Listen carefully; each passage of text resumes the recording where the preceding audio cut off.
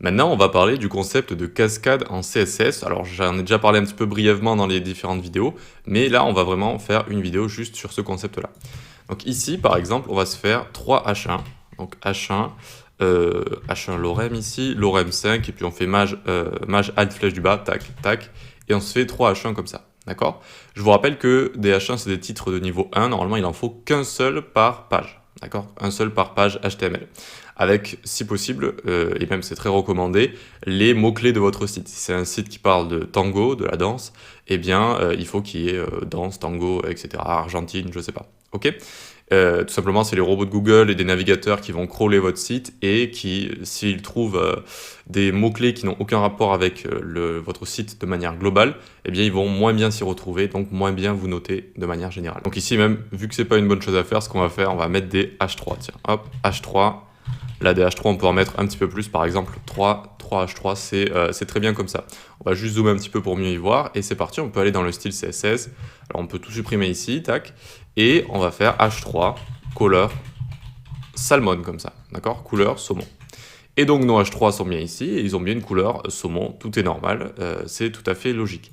Mais là, si je commence à venir en dessous et faire color light blue par exemple, light blue comme ça, tac, eh bien ils vont tous passer en bleu ciel. D'accord? Ils sont tous passés en bleu ciel ici, et c'est ce qu'on appelle la cascade, c'est-à-dire que si vous déclarez deux fois avec le même sélecteur une propriété avec une valeur différente, eh bien c'est le sélecteur que vous aurez déclaré à la fin qui va l'emporter sur celui que vous aurez déclaré précédemment.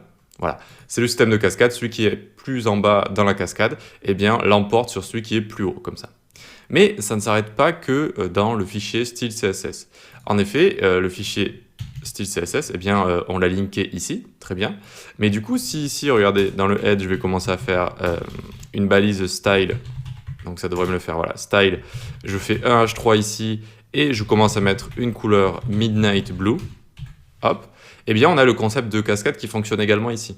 C'est-à-dire que là, on a le haut de la cascade, on a le bas de la cascade pour l'instant, mais on peut aller encore plus loin et aller donc faire du CSS inline. D'accord? Donc on vient ici, faire style, hop, color, deux points, et on va mettre la couleur crimson par exemple. Hop, crimson. Et vous voyez que ce H3, il est passé en rouge comme ça, crimson. Ok, le concept de cascade, hop, ça descend, ça descend, ça descend jusqu'ici. Les trois vont certes parler de H3, mais on va tout le temps avoir donc une valeur différente, et c'est le bas de la cascade qui l'emporte sur le haut.